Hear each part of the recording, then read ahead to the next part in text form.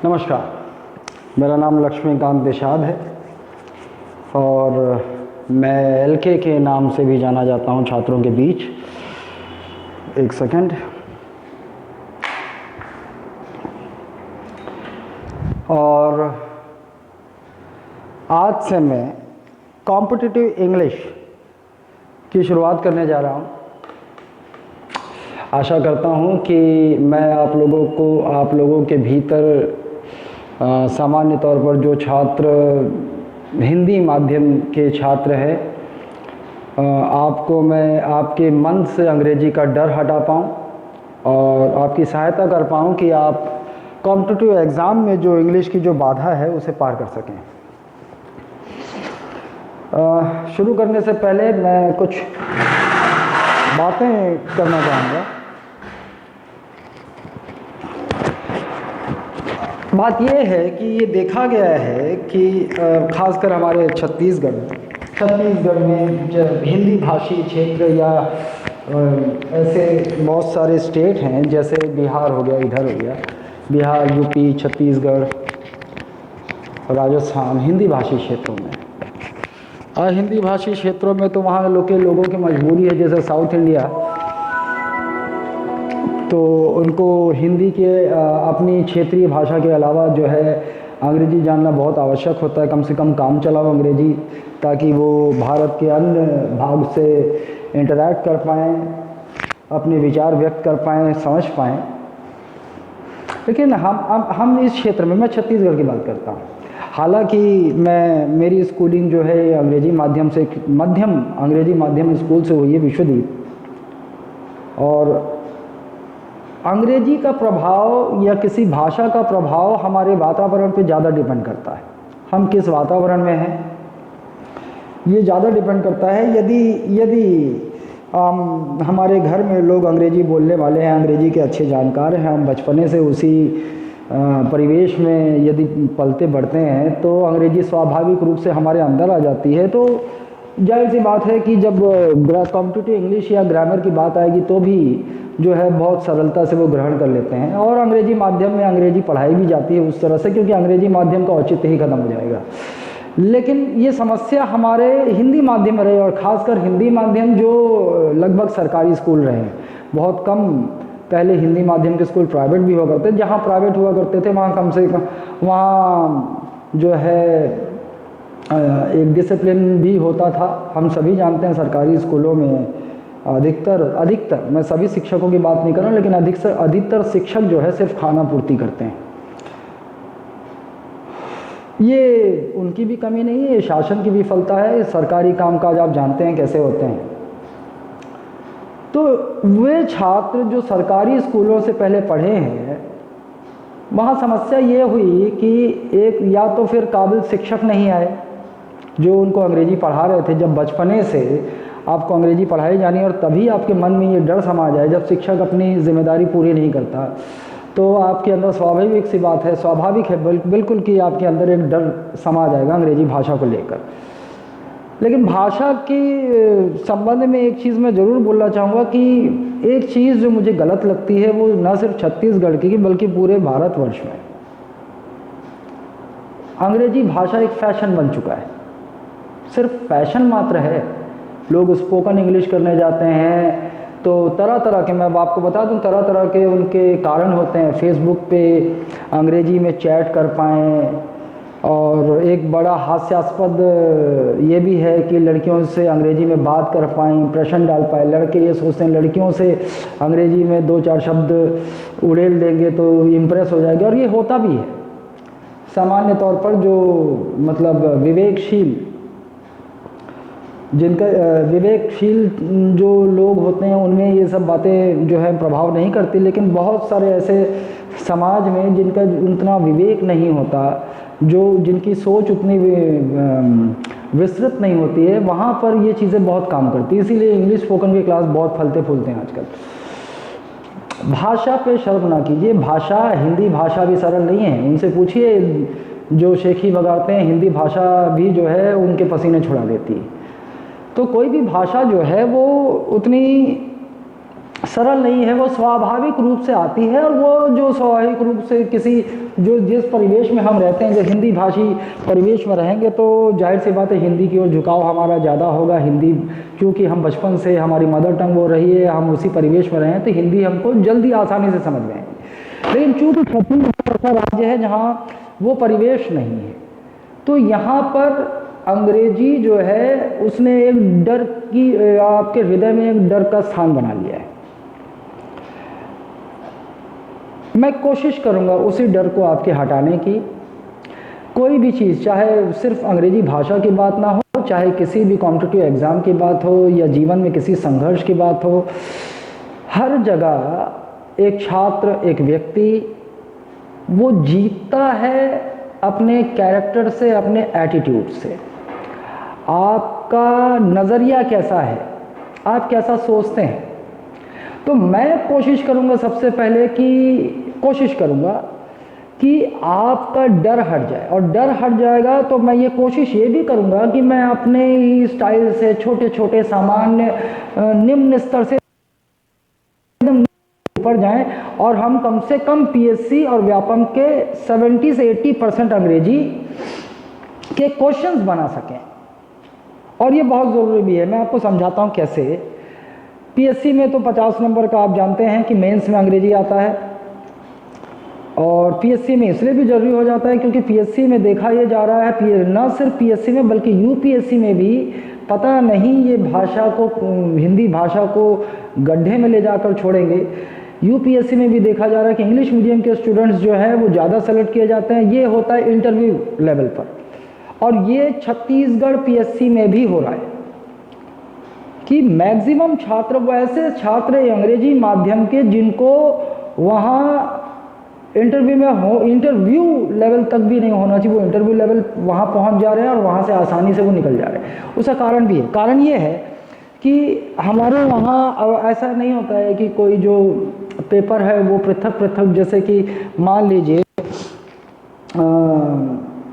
आपका एक जीएस का पेपर है जिसमें कॉन्स्टिट्यूशन है, सोशियोलॉजी है, ये सब है। कुछ छात्र जो है हिंदी माध्यम में लिखते हैं, कुछ अंग्रेजी माध्यम में लिखते हैं। तो अलग अलग भाषी प्रोफेसर के या चेकर के पास नहीं जाता है वो, और हम ये उम्मीद करते हैं कि हिंदी भाषी, क्योंकि ज़्यादा हिंदी भाषी छात्र बैठते हैं, तो हिंदी भाषी प्रोफेसर या चेकर के पास जाता है। अब चूंकि अगर वो अंग्रेजी में बहुत अच्छा है तो वो तो उस पेपर में अंग्रेजी मीडियम वालों को रगड़ देगा, क्योंकि वो जो बारीकियां, स्पेलिंग मिस्टेक ये सब वो पकड़ लेगा और वहाँ से उनकी मार्किंग मेंस की उस तरह से हो जाएगी। लेकिन ऐसा होता नहीं है यहाँ पर। ऐसा इसलिए होता है कि हिंदी भाषी प्रोफेसर वो स्वयं हिंदी भाषी और हिंदी माध्यम में पढ़े हुए हैं, तो उनकी अंग्रेजी पर उतनी पकड़ नहीं होती। तो इंग्लिश मीडियम छात्रों के वो मात्रा और स्ट्रक्चरल मिस्टेक वो छुप जाती हैं, और एक इन्फीरियर कॉम्प्लेक्सिटी से केवल आप लोगों में नहीं है, उन बड़े बड़े अधिकारियों, प्रोफेसर में भी होता है जो हिंदी माध्यम के छात्र रहें, वो कि कहीं मुझसे ऐसा ना हो जाए कि गलती से इसको मैं नंबर कम दे, तो वो लिबरल मार्किंग कर जाते हैं। तो अंग्रेजी मीडियम के छात्रों को इन्फीरियर राइटिंग पे भी, निम्न स्तर के आंसर पे भी नंबर अच्छे मिल जाते हैं, ये भी एक कारण है। और वहीं हिंदी भाषी छात्र जो हैं उनकी छोटी सी छोटी मिस्टेक, छोटी सी छोटी मात्रात्मक, स्ट्रक्चरल मिस्टेक, संरचनात्मक गलतियां वो आराम से उनको पकड़ में आ जाती है, और गलतियां पकड़ में आ गई तो जाहिर सी बात है नंबर कम मिलेगा। तो कम से कम 50 से 100 नंबर के बीच का मेंस में कुल मिलाकर ये अंतर माध्यम की वजह से हो रहा है। ऐसा नहीं है कि हिंदी भाषी छात्र जो है वो ब्रिलियंट नहीं है, वो बल्कि मैं आपको बता दूं कि अंग्रेजी माध्यम के छात्रों से ज़्यादा ब्रिलियंट है, और बहुत सारे छात्र उनसे ज़्यादा मेहनत करते हैं। लेकिन दिक्कत है यहाँ पर यूपीएससी में भी, पीएससी में भी, जहाँ डिस्क्रिप्टिव आंसर आपको लिखना होता है। 1 टियर एग्ज़ाम जैसे व्यापम के 1 टियर एग्ज़ाम जो ऑब्जेक्टिव टाइप के होते हैं, वहाँ तो भाषा कोई समस्या नहीं है, लेकिन वहाँ ज़रूर समस्या है।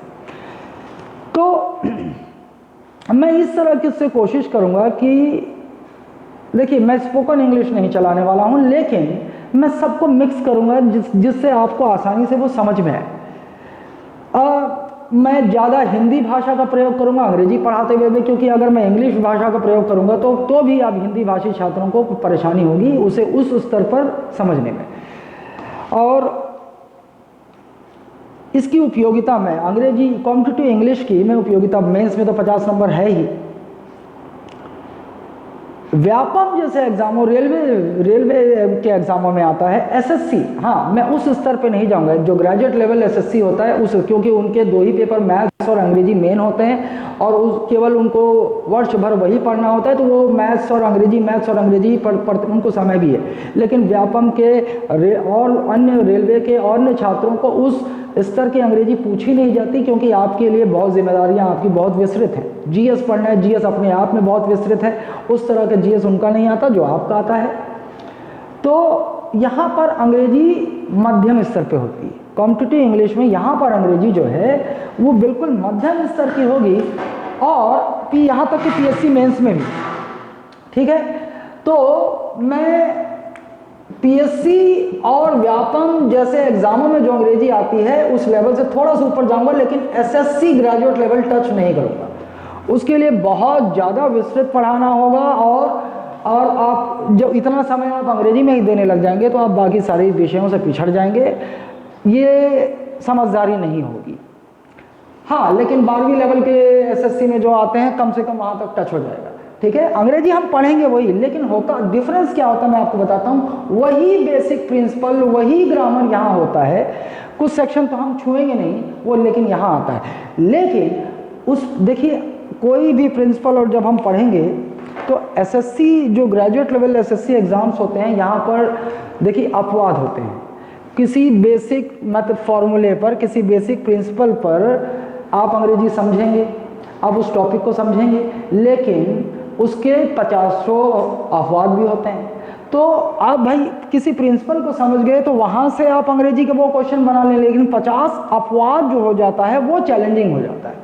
और यहाँ पर जो क्वेश्चंस आते हैं वो उन्हीं अपवादों से मैक्सिमम आते हैं, 60 to 70%, ताकि बेसिक प्रिंसिपल जो छात्र पढ़ा हुआ हो और उसके आधार पर अगर वो प्रश्न बना लेगा तो वो, क्योंकि यहाँ पर मैथ्स में देखिएगा, मैथ्स और अंग्रेजी 100 नंबर का एक पेपर अंग्रेजी होता है, एक पेपर मैथ्स होता है, तो इनकी रिक्वायरमेंट ऐसी है। और बैंकिंग में 50 नंबर रीजनिंग 50 नंबर में 50 नंबर आपका अंग्रेजी, इस तरह से होता है, तो वहाँ भी चल जाएगा। वहाँ भी लेवल जो है उतना टफ नहीं होता, लेकिन यहाँ जरूर होता है। पीओ जैसे एग्जामों में वहाँ भी अंग्रेजी का स्तर थोड़ा अच्छा होता है, लेकिन उतना हम टच कर लेंगे। लेकिन एसएससी ग्रेजुएट लेवल यहाँ हम उतना 100% टच नहीं कर सकते, हम यहाँ 60% पहुँचेंगे। आपके एसएससी के भी प्रश्न 60% बनेंगे। मैं आपको किसी भुलावे में नहीं रखना चाहता कि मैं बोल दूं कि एसएससी का छात्र भी जो मैं अंग्रेजी पढ़ाऊंगा उससे एसएससी की भी तैयारी हो जाएगी, नहीं, माफ़ कीजिएगा, आप वहाँ नहीं पहुँचेंगे, आप इतना पहुँच पाएंगे, ठीक है। अब देखिए उपयोगिता ऐसी है कि आप मेन समझ गए, लेकिन व्यापम 150 प्रश्न आते हैं व्यापम के एग्जामों में।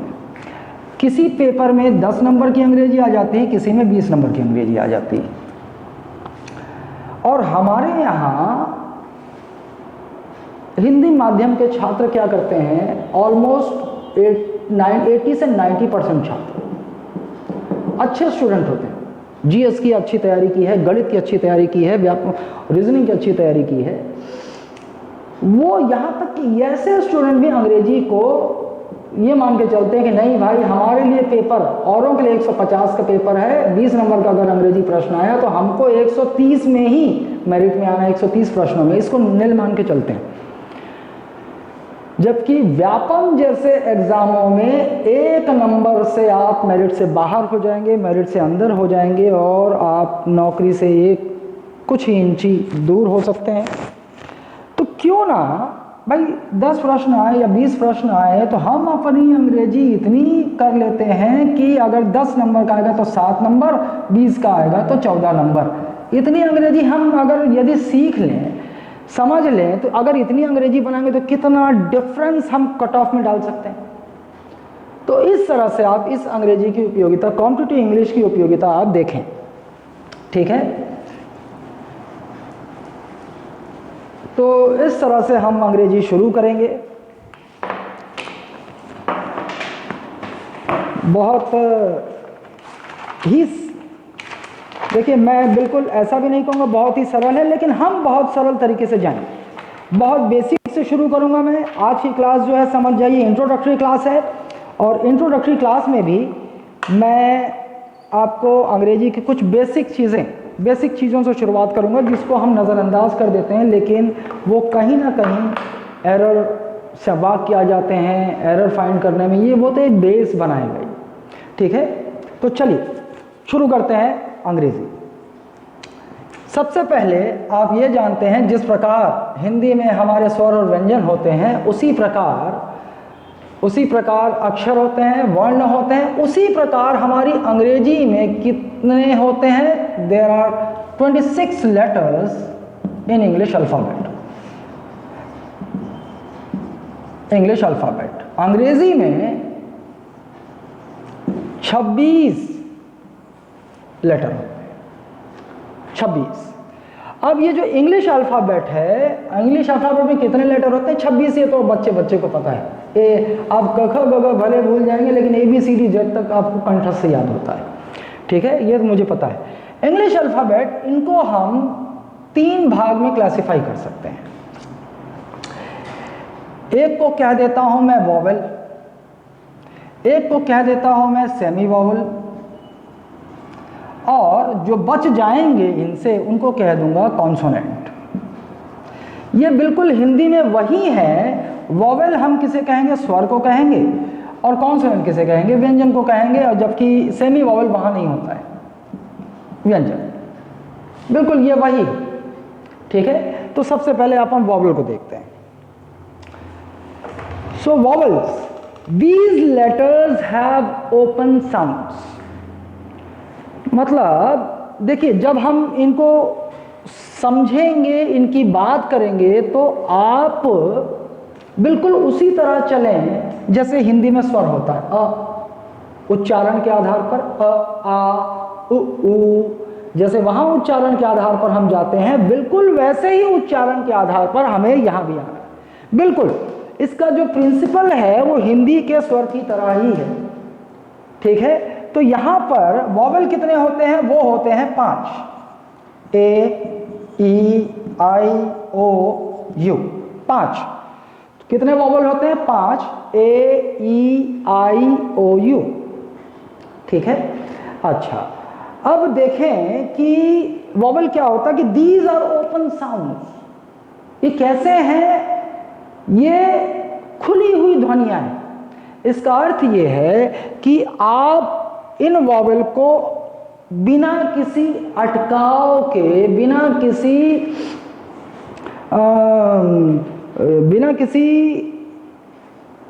रुके हुए इनका उच्चारण होता है। देखिए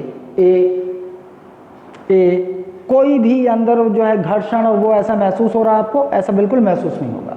तो इसीलिए इनको ओपन साउंड्स कहा जाता है। क्यों कहा जाता है? क्योंकि इनका उच्चारण करते समय जो ध्वनि निकलती है वो बिना किसी घर्षण के, बिना किसी रुकावट के निकलती। A, E, I, O, U। देखिए, इससे उच्चारण के आधार पर इसको देखिए। अब देखिए वॉवेल की उपयोगिता क्या है। वॉवेल जो है, अगर मान लीजिए मैं ये एक लेटर है, मतलब कॉन्सोनेंट है। देखिए कॉन्सोनेंट है, आप जानते हैं, आप समझ जाएंगे। और एक कॉन्सोनेंट है टी, मतलब एक पी ले लिया हमने और एक टी ले लिया। ये 2 अलग अलग लेटर हैं, व्यंजन हैं ये अंग्रेजी में। कॉन्सोनेंट है पी और टी, इन दोनों को आप एक साथ ले आइए, पीटी। अब पी और टी हम अलग अलग तो बोल ले रहे हैं, पीटी, लेकिन क्या इन दोनों शब्दों का एक साथ उच्चारण कर पाएंगे? कहीं आधा टा हो जाएगा या कहीं आधा पा हो जाएगा, लेकिन हम उच्चारण नहीं कर पाएंगे। आप जब भी उच्चारण करने की कोशिश करेंगे पीटी ही निकलेगा। कोशिश कीजिए कि आधा पा आए फिर टा आए, नहीं आएगा। तो ये वॉवेल क्या करते हैं? ये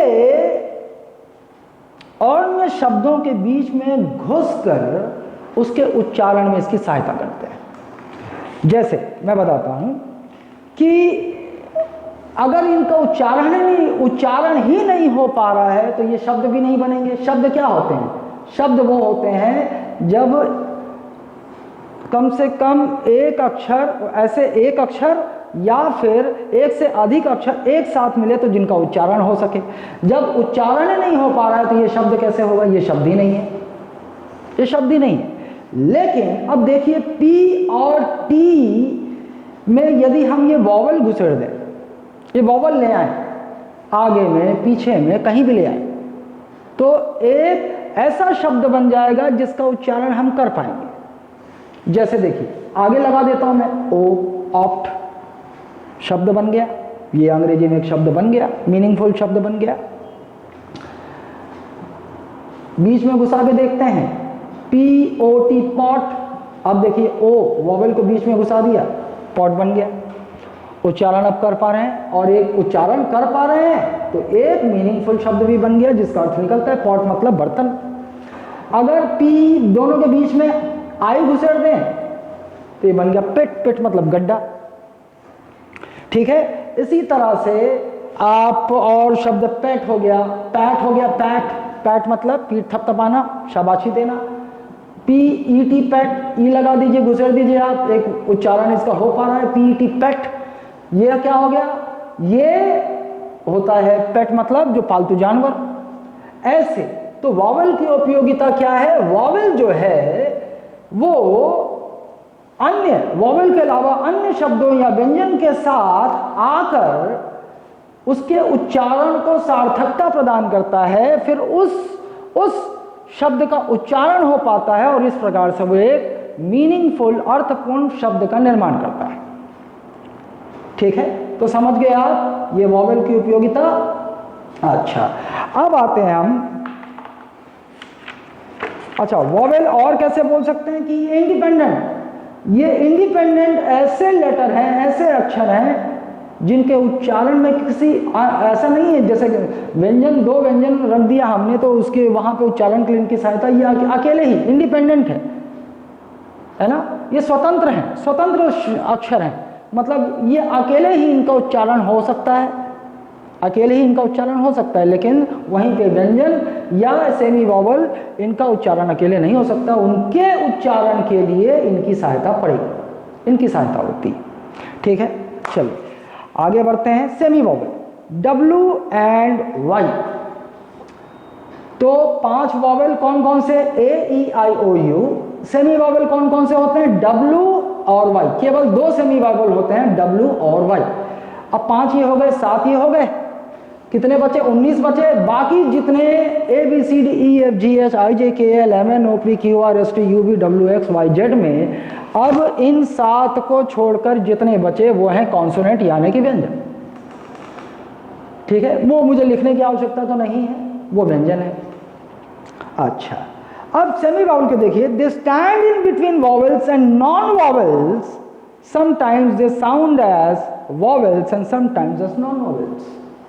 सेमी वॉवल W और Y, ये क्या बोल रहा है कि ये वॉवल और नॉन वॉवल के बीच की कड़ी है। ये अक्षर क्या है, ना तो ये कंप्लीट वॉवल कहलाते हैं ना ही कंप्लीट नॉन वॉवल कहलाते हैं। कॉन्सोनेंट को हम नॉन वॉवल बोल सकते हैं, नॉन वॉवल, नॉन वॉवल। तो क्या है, ये आधे वॉवल हैं आधे कॉन्सोनेंट है, ना तो ये पूर्ण वॉवल है ना ये पूर्ण कॉन्सोनेंट है, नॉन वॉवल, बीच की कड़ी है। इसीलिए इनका इस्तेमाल जब शब्दों में होता है तो कभी कभी ये वॉवेल की तरह उच्चारण इनका होता है और कभी कभी इनका उच्चारण नॉन वॉवेल की तरह होता है। जैसे वॉवेल की तरह उच्चारण मैं आपको बताता हूं, काऊ, काऊ, ड्यू, फ्यू। डब्लू के लिए मैं लेकर चल रहा हूं, देखिए डब्लू को। अब इस शब्द में डब्लू आया, अब उच्चारण देखिए इसका, COW, काऊ। कैसा आया, काऊ। यू का लंबा उच्चारण है अंतिम में, देखिए ये डब्लू का यहां पर उच्चारण कैसा रहा, यू का लंबा उच्चारण। Due, due, U, due, U आ रहा है, मतलब यू क्या है, ड्यू। अच्छा, अब देखिए वॉवेल की तरह हो रहा है, काऊ, ऊ, ऊ। ये हमारे हिंदी भाषा में स्वर है ऊ, बिल्कुल ऊ समझिए तो वो क्या है, स्वर की तरह साउंड कर रहा है। ड्यू, यू, ड्यू, ये है इसकी तरह साउंड कर रहा है। फ्यू, यू, इसकी तरह साउंड कर रहा है ये, तो यहाँ पर ये W जो है वो वॉवेल की तरह इस्तेमाल हो रहा है, ठीक है। और माई, क्राई, फ्लाई, वाई के देख लेते हैं, वाई के लिए माई, क्राई, फ्लाई, यहाँ पे आई जो है ये जो वॉवेल है इसका विस्तृत लंबी ध्वनि आती है, देखिए माई, क्राई, फ्लाई, इसी वॉवेल का इस्तेमाल हो रहा है। आई का आई बोल सकते हैं क्योंकि आई आ रहा है, देखिए माई, क्राई, फ्लाई। यहां पर देखिए काऊ, उच्चारण कैसे अंत हो रहा है, काऊ, ड्यू, फ्यू, ऐसे। तो यहां पर ये किसकी तरह उच्चारण हो रहा है इनका, यहां वॉवेल की तरह हो रहा है। लेकिन वहीं पर देखिए आप W आ गया, वॉज, वाज, वा क्या है, व क्या व वॉवेल है, स्वर है, व नहीं। व कहाँ आता है, हिंदी में भी व यहीं आता है व्यंजन में, व, वॉज। तो यहां पर किसकी तरह उच्चारण हो रहा है इसका, व्यंजन की तरह उच्चारण हो रहा है, वॉज, वेट, वॉक, वॉज था, वेट मतलब इंतजार, वॉक मतलब चलना। तो यहां पर देखिए आप यही W जब यहां इस्तेमाल हो रहा है इस शब्द के साथ तो इसका उच्चारण वॉवेल की तरह हो रहा है, यानी स्वर की तरह हो रहा है। और यहां पर उच्चारण W ये भी शब्दों के साथ लगा हुआ है, और यहां पर इसका उच्चारण किसकी तरह हो रहा है, व्यंजन की तरह, नॉन वॉवेल की तरह हो रहा है। वॉज, वेट, वॉक, वह आ रहा है सब में। अच्छा, और उदाहरण देख लेते हैं, यस, यस, ईयर्स, येलो, यहां देख लिया आप, यहां उच्चारण हो रहा है इसकी तरह नहीं हो रहा है, यस, ये किसकी तरह हो रहा है, ये नॉन वॉवेल की तरह हो रहा है। अब आते हैं अपन कॉन्सोनेंट्स। कॉन्सोनेंट्स व्यंजन, कॉन्सोनेंट्स किसे कहते हैं, they do not have open sounds, ये स्वतंत्र ध्वनियां नहीं होती। जो कॉन्सोनेंट होते हैं अंग्रेजी में, ये 19 जो लेटर हैं, अक्षर हैं, ये इनकी स्वतंत्र ध्वनि नहीं होती। मतलब ये अगर एक साथ दो व्यंजन आ जाएं, जैसे देखिए आप BC,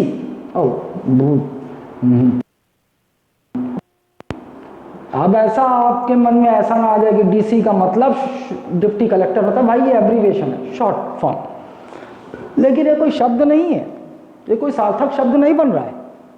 फिर आप बोलेंगे DC, अब बिजली में भी DC AC बोल देते हैं हम, वो भी DC वहाँ भी इस्तेमाल होता है, तो ये वहाँ भी शब्द है, लेकिन शब्द नहीं है भाई, वो DC का मतलब डायरेक्ट करंट, ये शॉर्ट फॉर्म है।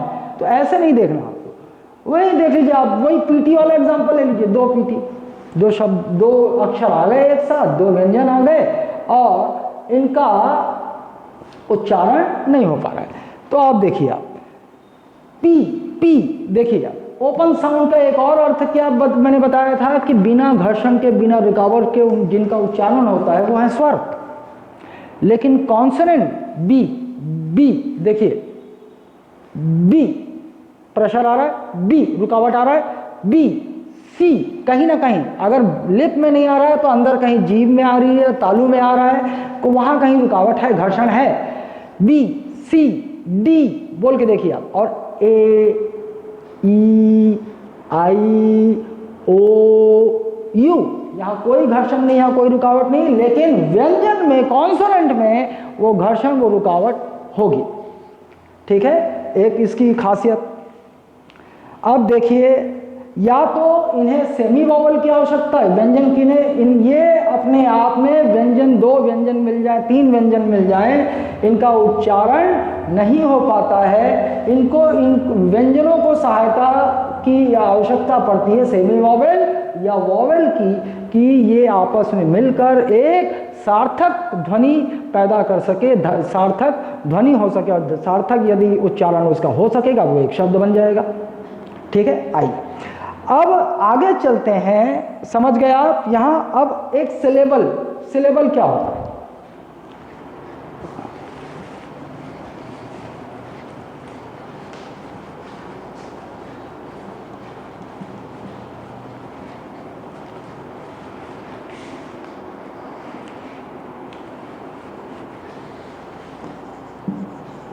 सिलेबल, ये भी आपको पता होना चाहिए। सिलेबल क्या होता है, क्या होता है, सुनिए, ध्यान से सुनिए। अ सिंगल वॉवल और a group of letters with one vowel sound is called a syllable. अकेला वॉवल या कुछ अक्षरों का समूह, कुछ भी हो सकता है, वो व्यंजन भी हो सकता है, वॉवल भी हो सकता है। अकेला वॉवल या कुछ अक्षरों का समूह, वो एक वॉवेल की तरह, अगर एक वॉवेल की तरह ध्वनि पैदा करता है तो वो सिलेबल कहलाता है। फिर से कह रहा हूं, एक वॉवेल या कुछ अक्षरों का समूह यदि एक वॉवेल की तरह ध्वनि करता है तो वह क्या कहलाता है, सिलेबल कहलाता है। अब सिलेबल देखो ऐसे भी हो सकते हैं, एक शब्द का सिलेबल भी हो सकता है, दो शब्द का सिलेबल भी हो सकता है, तीन शब्द का सिलेबल भी हो सकता है, चार, मतलब एक ही वाक्य में जितनी बार वॉवेल की ध्वनि आएगी उतना सिलेबल। जैसे मैं बताता हूं आपको, पहले देख लेते हैं कुछ शब्द जिसमें एक सिलेबल होता है। आई शब्द है, आई इसका अर्थ भी है, क्योंकि ये उच्चारण भी हो पा रहा है और इसका अर्थ है आई मतलब मैं। तो ये इकलौता एक आई ओ बोलते हैं ना, ओ, तो आई ओ ए बोलते हैं ना, अ एप्पल, अ एक सिंगल वर्ड का शब्द हुआ, अ एप्पल का मतलब एक सेब, ठीक। उसके बाद देख लीजिए में उच्चारण पे ध्यान दीजिए आप, कितने अक्षर का यूज हो रहा है वो नहीं, ये किसका उदाहरण है, one word syllable, one word syllable. फिर से सिलेबल क्या होता है, एक वॉवेल या कुछ अक्षरों का समूह जो एक वॉवेल की ध्वनि उत्पन्न करता है वो सिलेबल होता है।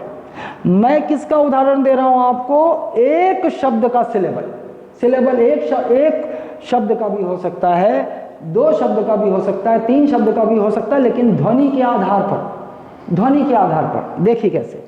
आई, एक ही ध्वनि आ रही, आई है ना, एक वॉवेल आई।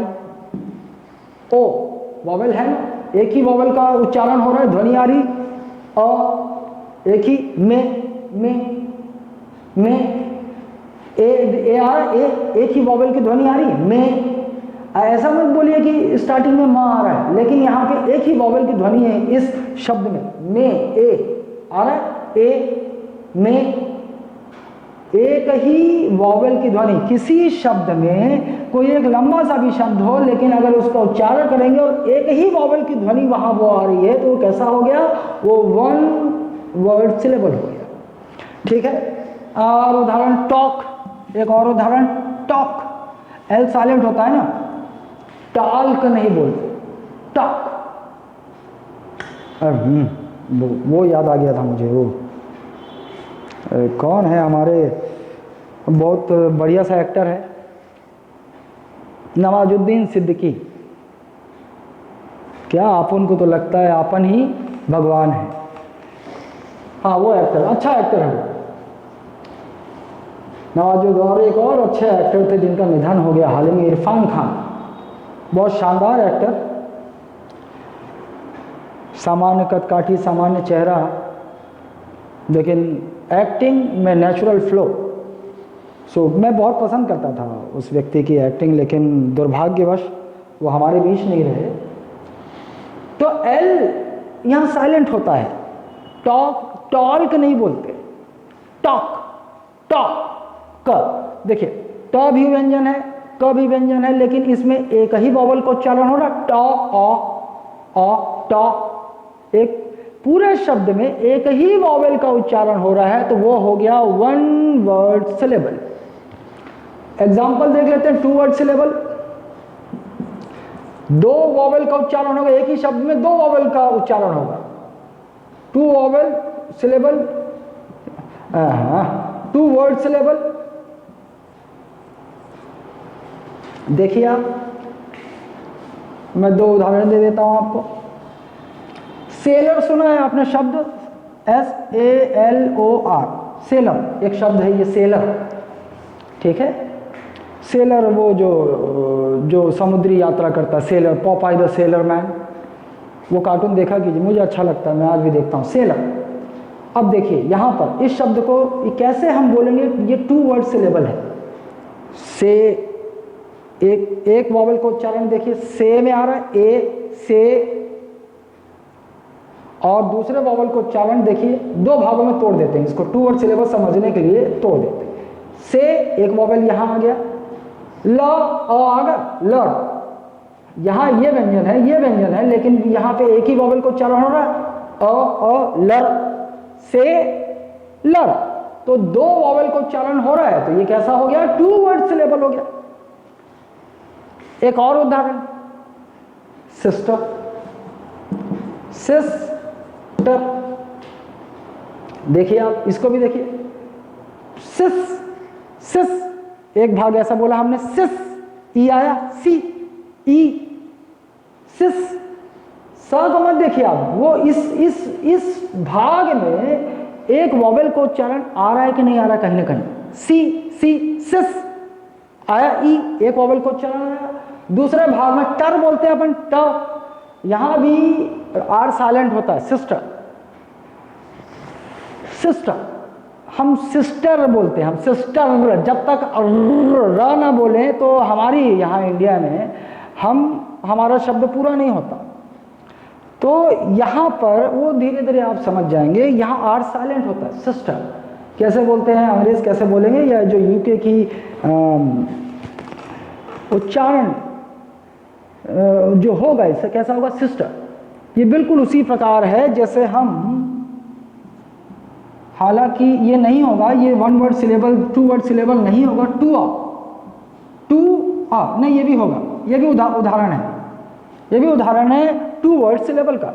इसको हम पढ़ते हैं टूर, यहां हम बोलते हैं टूर, हम टूर पे जा रहे हैं, लेकिन वास्तविक उच्चारण इसका अंग्रेजी में होता है टूआ। अगर ब्रिटिश इंग्लिश की बात करेंगे तो वहां पर टी का उच्चारण ट की तरह ही होगा, टूआ, लेकिन अमेरिकन इंग्लिश वहीं पर अंतर क्या हो जाता है, वहां ट उच्चारण नहीं होता, वो ट की जगह ठ उच्चारण करते हैं, ठुआ। वो कैसे बोलेंगे, ठुआ, टू आ, इसका उच्चारण यहीं खत्म हो गया, टू आ, आर यहां साइलेंट हो गया, यहां आर आएगा, वो बाद में हम देखेंगे कि कब साइलेंट हो जाता है, कैसे, वो धीरे धीरे हम जान जाएंगे, ठीक है। तो ये हो गया उदाहरण। 3 वर्ड विथ 3 सिलेबल देख लेते हैं, वर्ड विथ 3 सिलेबल, इसका एक उदाहरण देख लेते हैं,